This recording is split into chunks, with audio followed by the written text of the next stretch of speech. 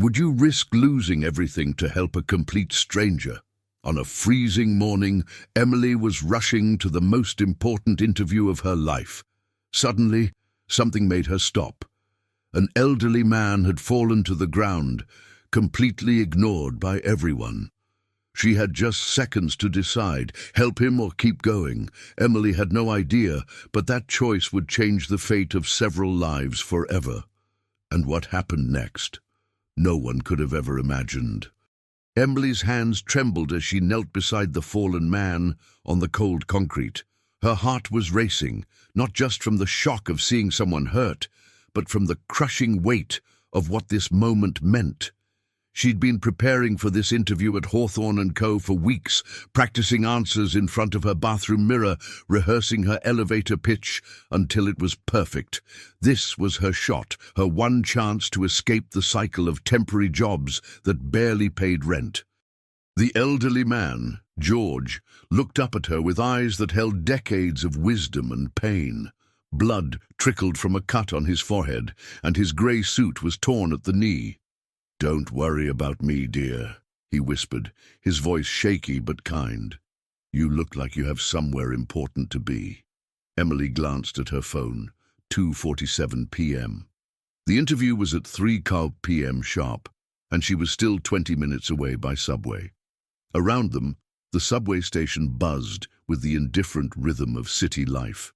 Business people in expensive suits stepped around them like they were street furniture. Teenagers with headphones walked past without even looking down. Emily felt a wave of disgust wash over her. When had humanity become so cold, so disconnected? She looked back at George, who was trying to sit up, wincing with each movement. "I'm calling an ambulance," she said, already dialing 911.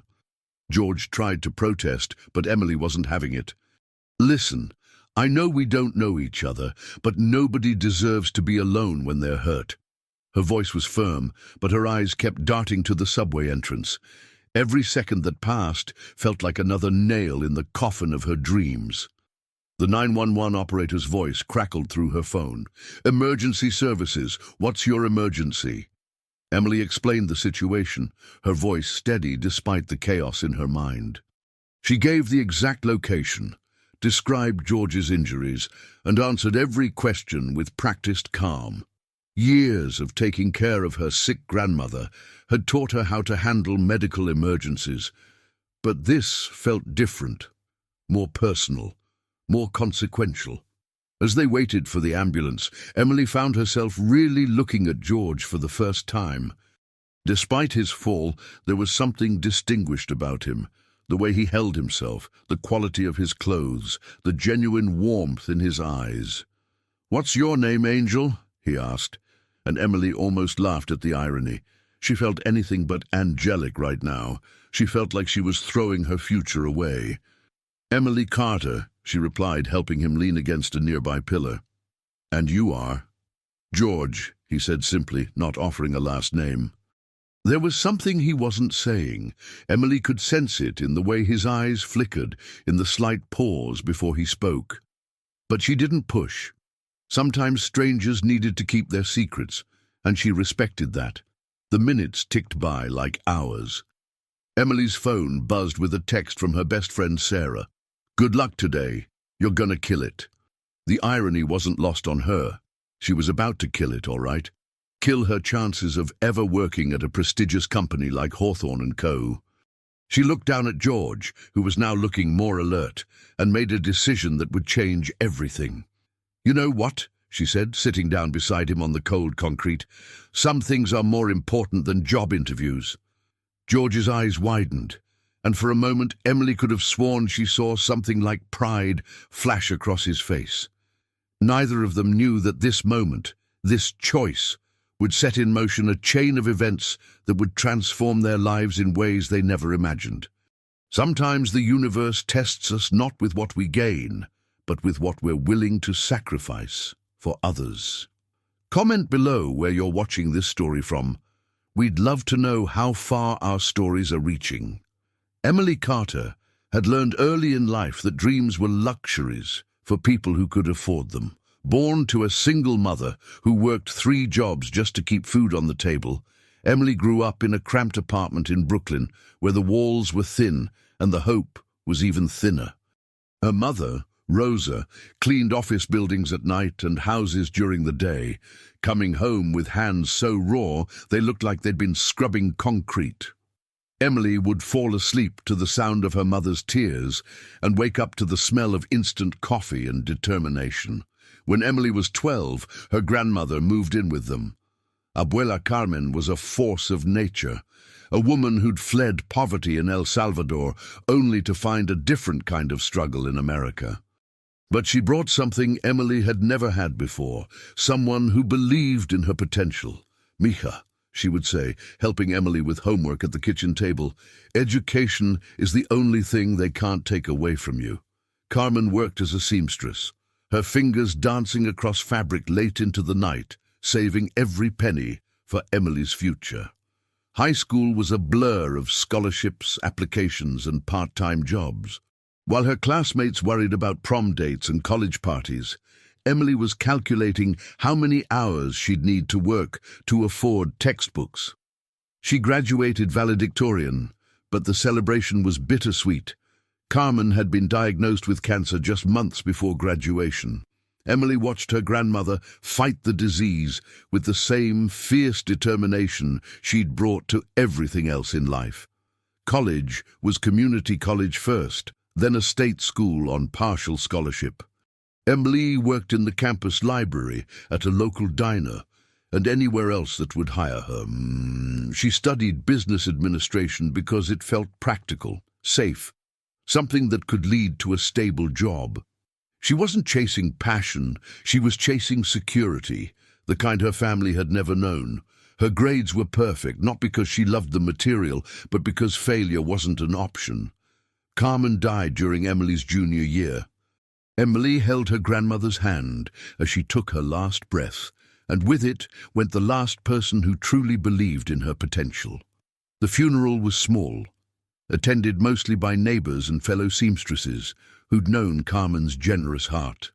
Emily stood by the grave, 20 years old and feeling ancient, knowing that everything she accomplished from that point forward would be a tribute to the woman who'd sacrificed everything for her dreams. After graduation, reality hit like a sledgehammer. Her business degree was impressive on paper, but she had no connections, no family wealth to fall back on, no safety net. She worked a series of temporary jobs, data entry, receptionist work, administrative assistant roles that paid just enough to keep her afloat. Each rejection letter felt like a personal failure. Each "we'll keep your resume on file" felt like another door slamming shut. The job at Hawthorne & Co. had appeared like a miracle. Emily had applied for dozens of positions, but this one, assistant to the HR director, felt different. The company was prestigious, the kind of place where careers were made. She'd spent weeks preparing, researching the company, practicing her interview skills, buying her first real business suit with money she'd saved from skipping meals. This wasn't just a job interview, it was her shot at the life she'd dreamed of. But now, sitting on the subway platform with George, Emily felt the weight of her choices. She could have been anyone, another face in the crowd, another person who looked the other way. Instead, she was exactly who Carmen had raised her to be, someone who couldn't walk past another person's pain. The irony wasn't lost on her that the values that defined her character might be the very things that cost her this opportunity. As the ambulance sirens grew closer, Emily looked at George and saw something familiar in his eyes. Not just pain from his fall, but the deeper ache of someone who'd been let down by the world. "It's going to be okay," she told him, and for the first time in months, she actually meant it. Whatever happened with the interview, she knew she'd made the right choice. Carmen would have been proud. We don't choose our circumstances, but we choose who we become despite them. The ambulance finally arrived, and Emily watched as the paramedics carefully loaded George onto a stretcher. He squeezed her hand before they wheeled him away, his grip surprisingly strong for someone who'd just taken such a hard fall. "Thank you, Angel," he whispered, and Emily felt her heart clench. She checked her phone, 3:10 p.m. She was officially late for the most important interview of her life. The subway ride to Hawthorne & Co. felt like a death march. Emily sat in the corner of the car, watching her reflection in the window, trying to process what had just happened. Her carefully planned outfit, a navy blue suit she'd bought at a discount store and had tailored to fit perfectly, now had dust stains on the knees. Her hair, which she'd spent an hour perfecting that morning, was disheveled. She looked like someone who'd been wrestling with life, and in a way, she had been. When the elevator doors opened to the 42nd floor of the Hawthorne & Co. building, Emily stepped into a world that felt like another planet. The lobby was all marble and glass, with fresh flowers that probably cost more than her monthly rent. The receptionist, a blonde woman who looked like she'd stepped out of a magazine, gave Emily a once-over that made her skin crawl.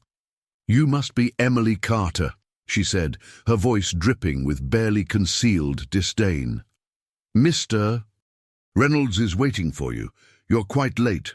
The waiting area was filled with other candidates, all looking impossibly polished and confident. Emily took a seat next to a woman in a designer suit who was reviewing notes on an iPad. She felt like an imposter, a fraud who'd somehow snuck into a world where she didn't belong. The other candidates glanced at her disheveled appearance and exchanged knowing looks. She was clearly not their competition. Meanwhile, 20 blocks away, George was being examined in the emergency room. The doctor, a young resident who barely looked old enough to drive, was checking his pupils with a small flashlight. "You're very lucky, Mr. Hawthorne," she said, and George almost laughed at the irony.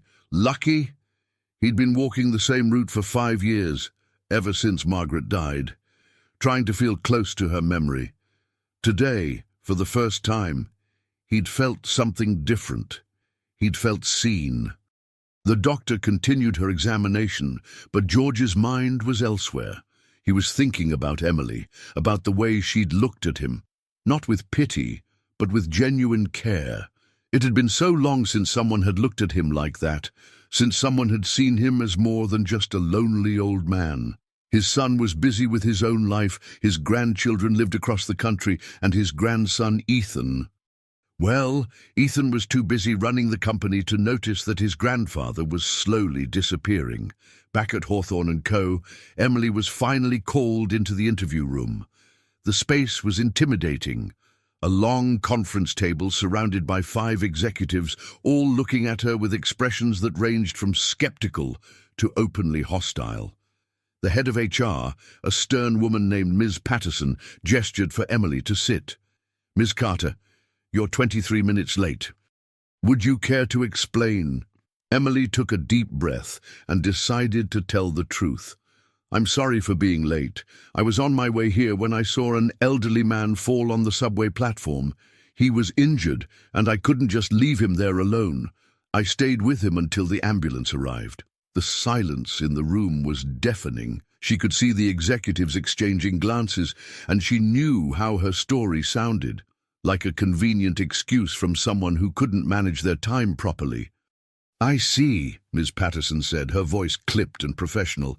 "And you thought this was more important than being punctual for your interview." Emily felt her cheeks burn with embarrassment and anger. "I thought helping someone who was hurt was the right thing to do, yes." The room fell silent again, and Emily could feel her dreams crumbling around her like a sandcastle hit by a wave. The interview proceeded, but it felt like a formality. Emily answered their questions as best she could, but she could see in their faces that they'd already written her off. She was just another candidate who'd failed the first test, showing up on time. As she prepared to leave, feeling defeated and small, she heard something that made her heart stop, the sound of the conference room door opening behind her. Sometimes our greatest failures become the stage for our most unexpected triumphs. Emily turned around, and her breath caught in her throat. There was George, standing in the doorway with a bandage on his forehead and a hospital bracelet still on his wrist. But it wasn't his appearance that shocked her.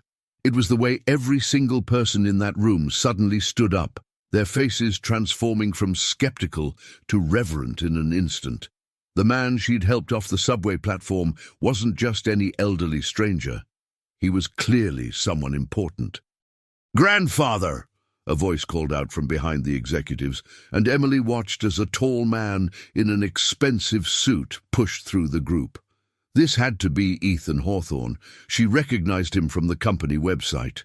He was younger than she'd expected, maybe 35, with dark hair and the kind of intense green eyes that seemed to see right through you. But right now, those eyes were filled with concern as he rushed to George's side. "I'm fine, Ethan," George said, waving away his grandson's hovering hands. "Just a little tumble, nothing this old body can't handle." But Emily could see the way he leaned slightly on the walking stick the hospital had given him, and she noticed the slight tremor in his hands that hadn't been there before. He was putting on a brave face, but the fall had shaken him more than he was letting on. The executives were in chaos, apologizing profusely for not knowing that George was coming, offering to call his doctor to reschedule everything. But George raised his hand, and the room fell silent instantly. Emily realized she was witnessing something incredible, the kind of respect that came from decades of building something from nothing, the kind of authority that couldn't be bought or faked. "I'm not here about business," George said, his voice carrying easily through the room despite his recent ordeal. "I'm here about her." He pointed directly at Emily, and she felt every eye in the room turn to her. Her heart was pounding so hard she was sure everyone could hear it. "This young lady saved my life today, and I want to hear exactly how you're planning to treat her." Emily wanted to disappear into the floor.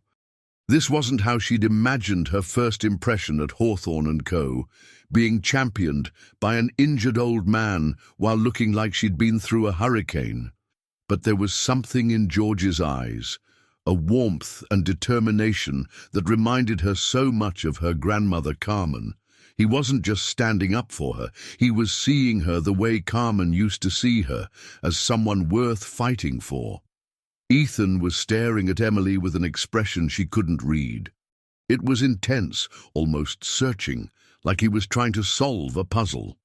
"You're the woman who helped my grandfather?" he asked, his voice softer than she'd expected. Emily nodded, not trusting herself to speak. She'd researched Ethan Hawthorne extensively. He was known for being brilliant, ruthless, and completely focused on results. Emotion wasn't supposed to be part of his vocabulary, but something was happening to his carefully controlled composure. Emily watched as his jaw tightened, as his hands clenched into fists at his sides. "You stayed with him?" he asked, and there was something raw in his voice that made her heart ache. "Even though it made you late for this interview?" Emily nodded again, and she saw something crack in his professional facade, a glimpse of the man behind the CEO title. The room was silent, except for the soft hum of the air conditioning and the distant sound of traffic far below. Emily realized that everyone was waiting for something, but she didn't know what. She looked at George, who was watching his grandson with an expression of hope mixed with heartbreak. She looked at the executives, who seemed to be holding their breath, and she looked at Ethan, who was staring at her like she was the answer to a question he'd been asking for years. Sometimes the people we help are exactly the ones who needed us most, even when we can't see it. "Please sit down," Ethan said, his voice gentler than Emily had ever heard it in any of the company videos she'd watched. She took her seat again, acutely aware that this was no longer a typical job interview. George moved to stand beside his grandson, and Emily could see the family resemblance now, the same determined jawline, the same intelligent eyes, though George's held a warmth that Ethan's seemed to lack. "Tell me about my grandfather," Ethan said, leaning forward with his full attention on Emily. "What was he like when you found him?" Emily glanced at George, who nodded encouragingly. He was hurt, but he was more worried about me being late than about himself. He kept trying to tell me to leave, that he'd be fine. But there was something in his eyes. She paused, trying to find the right words. He looked like someone who'd been invisible for too long. The words hit the room like a physical blow. Emily saw Ethan's face go pale, saw the way his hands trembled slightly as they gripped the edge of the table. She'd said something wrong, something that cut deeper than she'd intended. But George placed a hand on his grandson's shoulder, and Emily realized she'd said something right, something that needed to be said. "I've been invisible," George said quietly, his voice carrying the weight of years of loneliness. "Since your grandmother died, I've been walking through life like a ghost. People see the founder of Hawthorne and Co. They see the man who built this empire, but they don't see George, just an old man who misses his wife and wishes his family had time for him." The honesty in his voice was devastating, and Emily felt tears pricking at her eyes. Ethan stood up abruptly, turning to face the windows overlooking the city. Emily could see his reflection in the glass, could see the way his shoulders shook with suppressed emotion. "I didn't know," he said, his voice so quiet it was almost a whisper. "I've been so focused on maintaining what you built, on proving myself worthy of your legacy, that I forgot. I forgot you were still here, still needing—" "A grandson," George finished gently. "Not a successor, not a business partner. Just someone who remembered that I'm still a person, not just a name on a building." Emily watched this private moment unfold, feeling like an intruder, but unable to look away. This was raw, real human pain, the kind that money and success couldn't fix. The executives in the room were visibly uncomfortable with this display of vulnerability. Emily could see them checking their phones, shuffling papers, anything to avoid witnessing their CEO's emotional breakdown. But she couldn't look away from Ethan's reflection in the window, from the way his entire body seemed to be carrying the weight of regret and guilt. "She saw me," George continued, looking at Emily with gratitude that made her heart ache. "In a subway station full of hundreds of people, she was the only one who saw an old man who needed help. Not the founder of a company, not someone who might be useful to her career, just another human being in pain." Emily felt the weight of his words, felt the responsibility of being truly seen by someone who'd been invisible for so long. Ethan finally turned back to face them, and Emily was shocked by what she saw. This wasn't the composed, calculated CEO she'd researched. This was a man who just realized he'd been failing the person who mattered most to him. His eyes were red-rimmed, his carefully styled hair disheveled from running his hands through it. He looked younger somehow, more vulnerable, more human. Sometimes the greatest success stories begin with the moment we realize we've been failing at what matters most. Ethan walked back to the table, but instead of sitting down, he placed both hands on its surface and looked directly at Emily. "Do you know what I was doing when my grandfather fell today?" he asked, his voice steady but filled with self-recrimination. Emily shook her head, sensing that whatever he was about to say would change everything about how she saw him. "I was in my office, 3 floors up from here, in a meeting about quarterly projections. My assistant had called earlier to remind me that it was the anniversary of my grandmother's death and that maybe I should check on my grandfather. But I was too busy, too important, too focused on numbers and profit margins to remember that the man who made all of this possible was walking alone through the city, grieving." The silence in the room was suffocating. Emily could feel the weight of Ethan's confession, could see how it was tearing him apart. She looked at George, who was watching his grandson with an expression of love and heartbreak that made her chest tight. This wasn't just about a fall on a subway platform. This was about years of missed connections, of love that had gotten lost in the machinery of success. "I built walls around myself after Margaret died," Ethan continued, his voice growing stronger but more pained. I threw myself into work because it was easier than dealing with the grief, easier than watching my grandfather fade away without the woman who was his whole world. I told myself I was honoring their legacy by growing the company, but really, I was just running away from my own pain. Emily felt tears sliding down her cheeks. She recognized this story. She'd lived a version of it herself after Carmen died. The way work became a drug to numb the grief, the way success became a substitute for the love you'd lost. But she'd never had the kind of family connection that Ethan was destroying with his avoidance. She'd never had the choice to be there for someone who needed her. The worst part, Ethan said, his voice breaking, is that I knew he was lonely. I knew he was struggling, but I was so afraid of facing our grief together that I left him to face it alone. And today, when he needed help, I wasn't there. A stranger had to do what I should have done, what I should have been doing all along. George stood up slowly, his movements careful and deliberate. He walked around the table to where Emily was sitting, and she could see the depth of pain in his eyes. "Emily, dear," he said, his voice gentle but firm, "I need you to understand something. This isn't about the fall today. This is about a family that forgot how to be a family, and somehow you reminded us." The executives were shifting uncomfortably, clearly wishing they were anywhere else but in this room, witnessing their CEO's emotional breakdown. But Emily couldn't focus on them. She was transfixed by the raw honesty of what she was witnessing. Two people who loved each other deeply, but had let grief and guilt build walls between them. "I don't deserve your help," Ethan said, looking directly at Emily. "I don't deserve your kindness or your time, but my grandfather does. He deserves to have someone in his life who sees him the way you saw him today, as a person worth saving, worth staying with, worth caring about."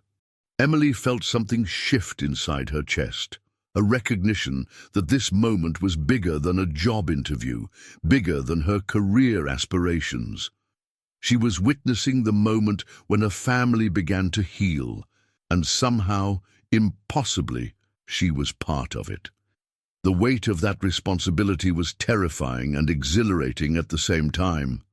Sometimes we have to hit rock bottom before we can remember what really matters. Emily stood up, her legs shaky but her voice steady. "Mr. Hawthorne," she said, addressing Ethan directly for the first time, "I didn't help your grandfather because I'm some kind of saint. I helped him because I know what it feels like to be alone, to feel invisible, to need someone and have the world just walk by." Her words hung in the air like a challenge, and she saw something flicker in Ethan's eyes. Recognition, perhaps, or understanding. "After my grandmother died," Emily continued, her voice gaining strength, "I threw myself into studying, into working, into anything that would keep me from feeling the emptiness she left behind.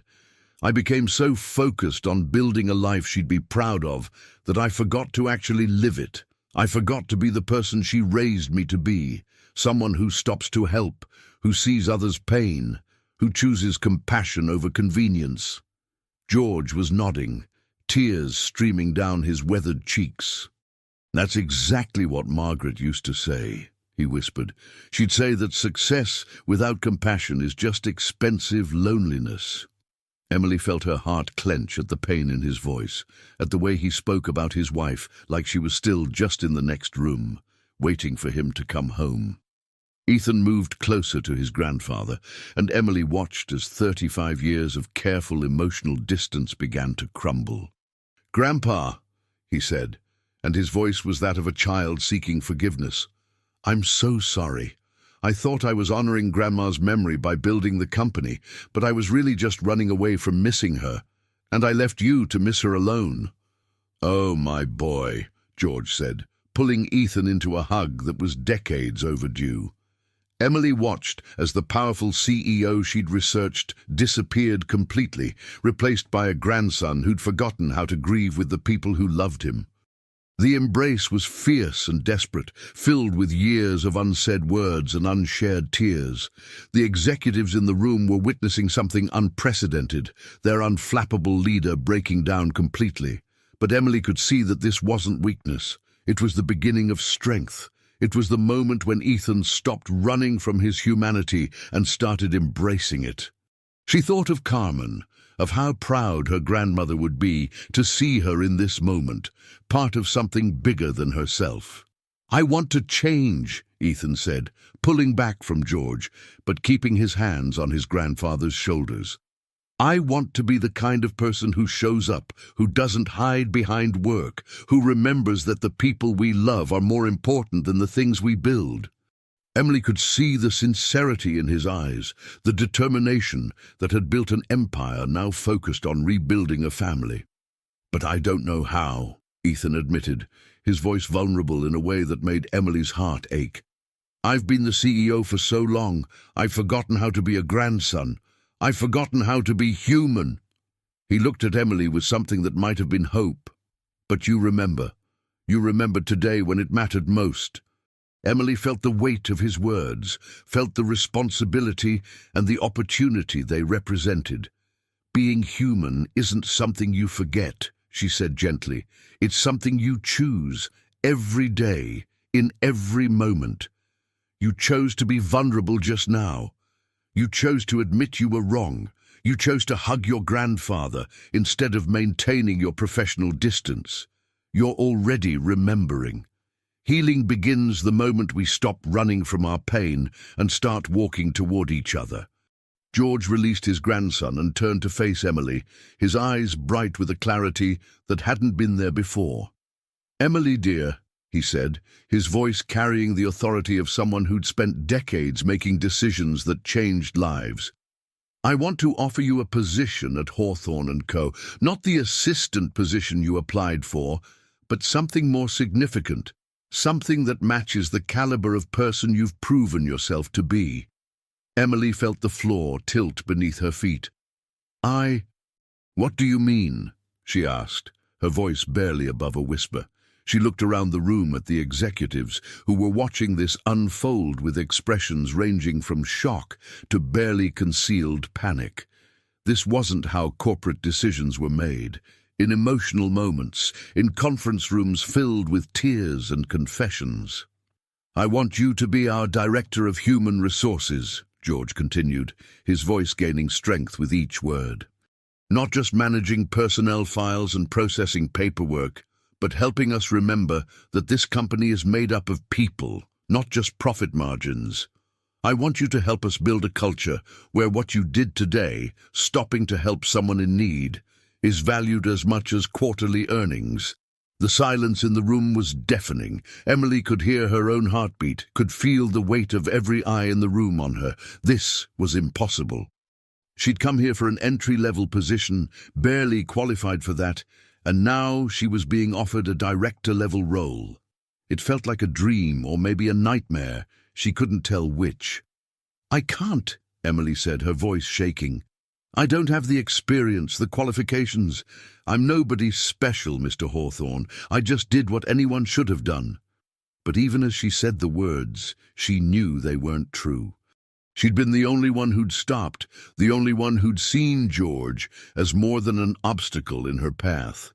Ethan stepped forward, his eyes still red from crying, but filled with a determination that reminded Emily why he'd been successful so young. "Experience can be taught," he said, his voice steady now, professional but warm. "Credentials can be earned. But character, the kind of character that makes you sacrifice your own opportunities for a stranger, that's something you either have or you don't, and you have it." Emily looked at George, who was nodding encouragingly, then at Ethan, who was looking at her with something that might have been admiration. "But I don't know anything about running an HR department," she protested weakly, feeling like she was standing on the edge of a cliff, afraid to jump, but also afraid to stay where she was. "You know the most important thing," George said gently. "You know that people matter. You know that every employee who walks through our doors is someone's child, someone's parent, someone's hope for a better future. You know that treating people with dignity and respect isn't just good business, it's the right thing to do." The executives were exchanging glances, clearly uncomfortable with this unprecedented situation. Emily could see them calculating the implications, wondering how to explain this to their boards, their shareholders, their carefully structured corporate hierarchy.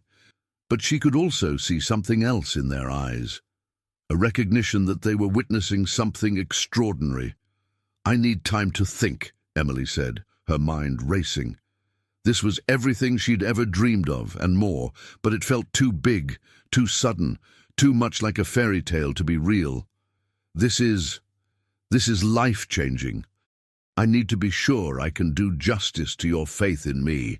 Sometimes the biggest risk is not taking the leap when the universe offers you wings." Emily stood in the center of the conference room, feeling like she was at the center of a storm. Every instinct she'd developed over years of careful planning and measured decisions was screaming at her to say no, to take the safe path, to accept a smaller role that matched her experience. But another voice, one that sounded suspiciously like Carmen's, was whispering that sometimes the best opportunities come disguised as impossible challenges. "I'm scared," she admitted, her voice barely above a whisper. "I'm scared that I'll fail, that I'll let you down, that I'll prove everyone right who said I don't belong in a place like this." The honesty in her confession seemed to surprise even her, and she felt heat rise in her cheeks. She'd just admitted weakness to a room full of strangers, had shown vulnerability when she should have projected confidence. But George smiled at her admission, his eyes crinkling with warmth. "Fear is good," he said, moving closer to her. "Fear means you understand the weight of what we're offering. Fear means you'll take it seriously, work hard, push yourself to be worthy of the trust we're placing in you. I'd be worried if you weren't scared." Ethan nodded in agreement, his professional composure returning, but tempered now with genuine warmth. "The best leaders I know are the ones who are constantly aware of how much they don't know, who are driven by the desire to grow rather than the need to prove themselves. You've already shown more emotional intelligence and moral courage than most people I've worked with for years." Emily looked around the room at the executives, who were clearly struggling to process this unconventional hiring decision.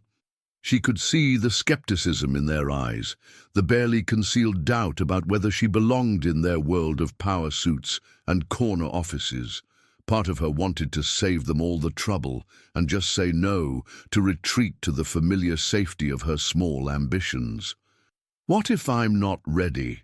she asked, directing the question to both George and Ethan. "What if I make mistakes, cost the company money, hurt people I'm supposed to help?" The fears tumbled out of her like water through a broken dam, all the insecurities she'd been carrying for years about not being good enough, smart enough, polished enough for the world she wanted to enter. "Then we'll learn together," Ethan said, his voice carrying a conviction that surprised Emily. "I've made more mistakes in the last 5 years than I can count. I've been so focused on avoiding failure that I forgot how to take meaningful risks. But you took the biggest risk of all today. You risked your own future to help someone else, and that tells me everything I need to know about your character." George moved to stand beside his grandson, and Emily could see the family unity that had been fractured by grief slowly beginning to heal. "Emily, dear," George said, his voice gentle but firm, "I didn't build this company by playing it safe. I built it by betting on people, on their potential, their heart, their willingness to grow, and I'm betting on you now, not because you're perfect, but because you're exactly the kind of person this company needs." The room fell silent as Emily wrestled with the biggest decision of her life. She thought about Carmen, about the nights her grandmother had worked, until her fingers bled to pay for Emily's education.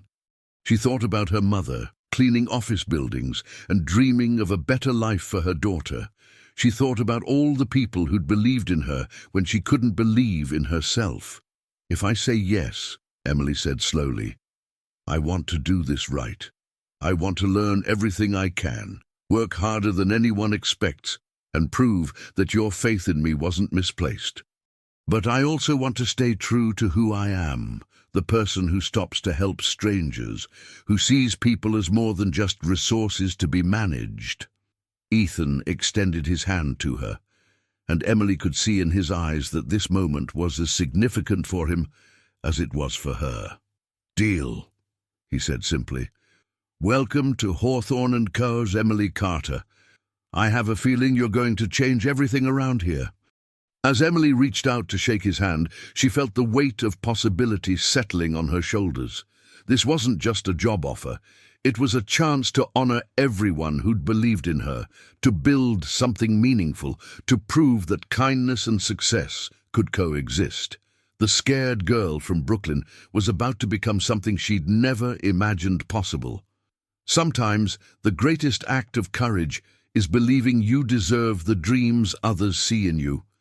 6 months later, Emily stood in her new office, a space that still felt surreal every time she walked into it. The walls were covered with employee appreciation letters, photos from company volunteer events, and a framed picture of Carmen that reminded her daily why she was here. Through her window, she could see the city where she'd grown up, where she'd struggled, where she'd learned that sometimes the smallest acts of kindness could change everything. The transformation at Hawthorne & Co. had been gradual but profound. Emily had implemented what she called the Human First Initiative, programs that prioritized employee well-being, mental health support, and community involvement. She'd faced resistance at first, particularly from some of the executives who'd been in that conference room the day she was hired. But the results spoke for themselves. Employee satisfaction was up 40%, turnover was down 60%, and productivity had increased across all departments. But the most significant change hadn't been in the company metrics. It had been in the relationship between Ethan and George. Emily watched through her office window as they walked through the lobby together, Ethan's hand on his grandfather's arm, both of them laughing at something George had said. It was a sight that never failed to make her smile, a reminder that healing was possible even after years of distance and pain. Every Tuesday, Emily had lunch with George in the company cafeteria. It had started as a way to get his input on new initiatives, but it had evolved into something more precious, a friendship that filled a grandmother-shaped hole in her heart. George would tell her stories about building the company, about Margaret, about the lessons he'd learned over 7 decades of living. In return, Emily would share her vision for making Hawthorne & Co. a place where every employee felt valued and seen. The changes hadn't been easy. Emily had made mistakes. She'd trusted the wrong people, pushed too hard on some initiatives, been too soft on others. But each failure had been a learning experience, and she'd had the support of both George and Ethan as she navigated the complex world of corporate leadership. She'd also enrolled in night classes, working toward her MBA while managing her demanding new role. Ethan had changed too. The cold, distant CEO Emily had researched was gone, replaced by someone who remembered that businesses were built by people, not just profit margins. He'd started having regular family dinners with George, had begun visiting employee families when they faced crises, and had implemented an open-door policy that made him accessible to even the newest hires. One evening, as Emily was packing up to leave, Ethan knocked on her office door. "Got a minute?" he asked, and she could see something different in his expression, lighter, more peaceful than she'd ever seen him. "I wanted to thank you," he said, taking a seat across from her desk, "not just for what you did for my grandfather that day, but for what you've done for all of us since then." Emily felt warmth spread through her chest. "I should be thanking you," she said. "You took a chance on someone who had no business being in this job, and you've supported me through every mistake and success." It was true.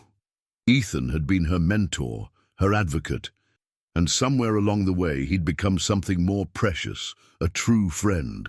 "You know," Ethan said, his voice thoughtful, "I used to think strength meant not needing anyone, not showing weakness. not letting emotion interfere with business. But watching you work, seeing how you lead with both your head and your heart, I realized I had it backwards. Real strength is being vulnerable enough to care, brave enough to feel, and wise enough to know that success without compassion is just expensive loneliness. True transformation doesn't happen overnight. It happens one choice at a time, one day at a time, one heart at a time. A year after that life-changing day in the subway, Emily found herself back at the same station, but this time she wasn't alone. George walked beside her, moving more slowly than he had a year ago, but with a spring in his step that hadn't been there before.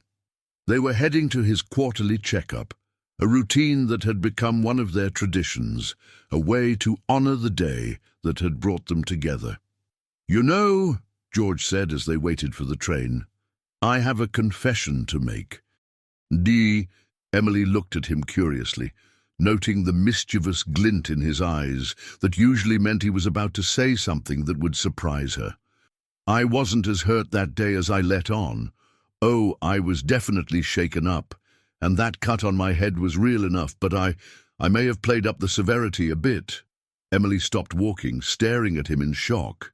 "George Hawthorne, are you telling me you manipulated the entire situation?"